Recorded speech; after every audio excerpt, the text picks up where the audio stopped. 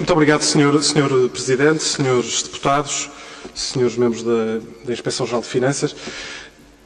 Nós aqui estamos a assistir, de facto, a um episódio parlamentar muito curioso, mas que advém também, de alguma maneira, do facto de o Partido Socialista ter optado por, nesta Comissão, colocar as pessoas que são diretamente visadas por muitas das questões que são aqui levantadas a falar sobre a própria matéria em que isso acontece.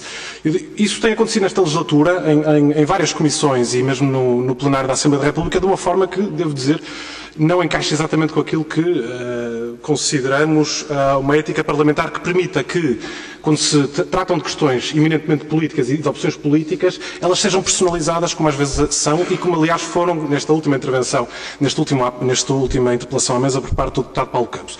Aquilo que está aqui em análise é naturalmente uma matéria factual, que não pretende lançar um óbice pessoal sobre ninguém, nomeadamente sobre nenhum deputado ou sobre um anterior membro do Governo, mas compreendemos que é difícil de fugir a essa personalização quando são os próprios responsáveis pelas políticas que aqui estão em apreço, que estão presentes na Comissão e a intervir diretamente sobre essa matéria. Mas o CDS e o Grupo Parlamentar do CDS põem-se à margem das escolhas dos outros grupos parlamentares e venham aqui defender as suas próprias escolhas. E uma escolha que o CDS fez muito cedo em relação ao modelo das SCUT foi negá-lo. E foi dizer que as SCUT viriam a longo prazo, e como se verificou, isso aconteceu imediatamente a médio prazo, serem sustentáveis e não serem financiáveis. E é curioso que aqui alguém não perceba que, se não se gerarem os cash flows a partir de determinada altura, independentemente da situação a longo prazo, a ponte já caiu antes. A ponte pode estar muito bem em 2050, que se chegar uma tempestade em 2014 ou 2015 que a faça cair, isso é absolutamente indiferente. Aquilo que aqui vivemos e aquilo que aqui salientamos, já foram faladas de muitas recomendações que não são aqui feitas, mas valerá a pena salientar algumas conclusões e recomendações que são aqui feitas, é que se recomenda aqui que se deve ponderar a continuidade de alguns concursos, nomeadamente no que diz respeito a autoestradas que estão em fase de projeto ou em fase de construção, é que se conclui aqui e que se recomenda aqui que quando o Estado é beneficiário direto da contratação da prestação de serviços, deve ser ele próprio a assumir o pagamento e não a fazer aquele outsourcing que aqui é referido e que está ao dispor de todos os senhores deputados. Aquilo que, aliás, aqui já foi questionado e que está preto no branco no relatório, que é o facto da melhoria do resultado líquido das estradas de Portugal só se verificar porque foram alteradas os critérios contabilísticos. Mas está aqui no ponto 15, o Sr. Deputado só falou do que não estava, eu estou a falar do que está, Sr. Deputado. A estrutura bancária, isso é uma coisa que me parece altamente duvidoso do ponto de vista de gestão, mas nós também sabemos que muitas vezes estas empresas e estes projetos não são propriamente alvo de um plano de negócios como são quando o investimento é privado. A estrutura da dívida bancária a curto prazo, quando os encargos são a longo prazo, o que vem exatamente ao encontro daquilo que disse no início acerca da sustentabilidade desses mesmos créditos. E, enfim, o relatório é muito claro em todas estas matérias que, do nosso ponto de vista, serão naturalmente factuais e estará o ónus da prova em quem considerar o contrário. Aquilo que eu lhes queria perguntar, senhores inspectores, é naturalmente porque tiveram acesso a uma série de contratos aos quais esta Comissão e estes deputados não tiveram acesso, se nos pudessem esclarecer em relação a algumas questões. Sabemos que, por exemplo, em 2011 e 2012 estamos a falar de um acréscimo da dívida de cerca de 340 milhões de euros, segundo este relatório. Quanto é que seria esse acréscimo da dívida se não se tivessem introduzido estas portagens?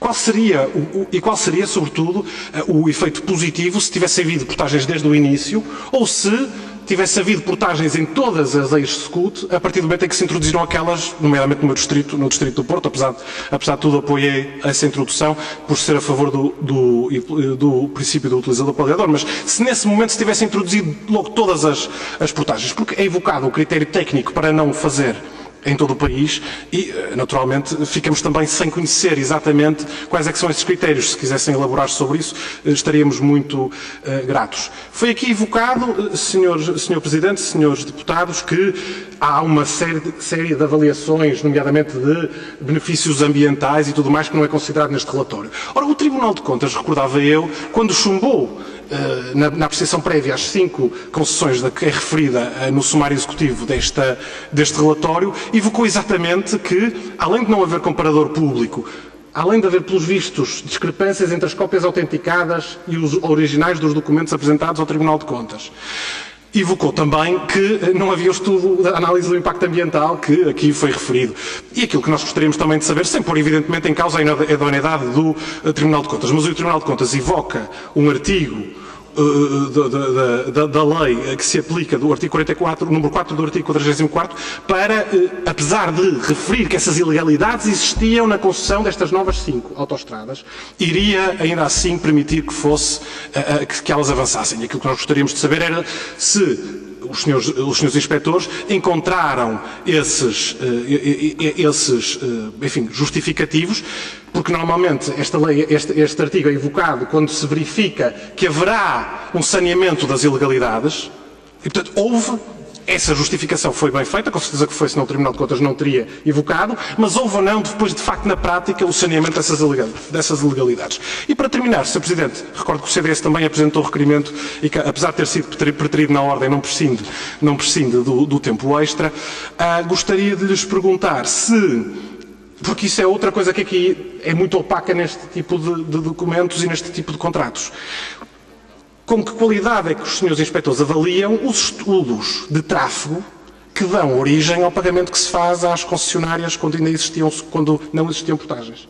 Ou seja, quem é que assume e quem é que assina por baixo que é um determinado número de carros que vai passar naquela estrada e que por isso aquela concessionária tem direito a um determinado valor nessa mesma estrada?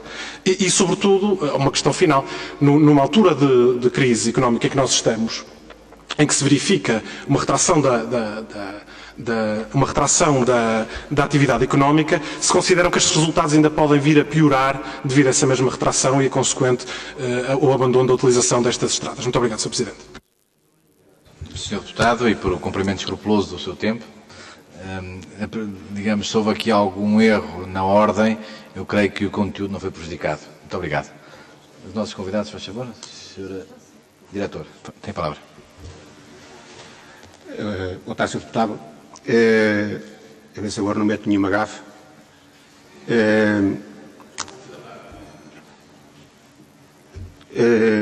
Nós não temos, nem tínhamos como calculá-lo. O cálculo do tráfego, o cálculo são modelos relativamente complexos. Sabemos é que o modelo, para aquelas que foram introduzidas portagens, estava concebido do ponto de vista teórico e do ponto de vista teórico pareceu-nos correto, mas ainda não estava a funcionar. Relativamente ao Tribunal de Contas, nós limitamos-nos a constatar, mas também sabemos que as principais insuficiências ou até ilegalidades, que o Tribunal chama de ilegalidades, que foram detectadas na análise do primeiro visto e na recusa, que motivaram a recusa, se mantiveram. E, portanto, o Tribunal faz uso de uma prerrogativa que tem e nós limitamos-nos a constatar. Deputado Campos, eu peço-lhe, por favor, os à parte são regimentais, mas alguma contenção na presença de convidados. Muito obrigado. Isto não é bionívoco, isto. É unívoco. Portanto, eu repito, as ilegalidades fundamentais que o próprio Tribunal o diz. Eu tenho aqui os ofícios do Tribunal, se os quiser ler. Não, eu tenho-os aqui. Eu tenho aqui os ofícios do Tribunal. Mantiveram-se. E nós limitamos a constatar. A inspeção é um órgão interno à administração. O Tribunal como sabem, é um tribunal, portanto, jurisdicional.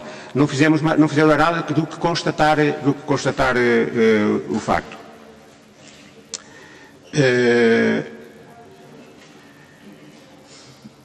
Portanto, eu penso que não sei se deixei alguma coisa para... Nós não temos condições nenhumas. Vamos lá ver, o inspetor trabalha... Bom, nós não temos capacidade para avaliar tráfego, isso é evidente, e, portanto, temos que nos louvar nas estradas de Portugal.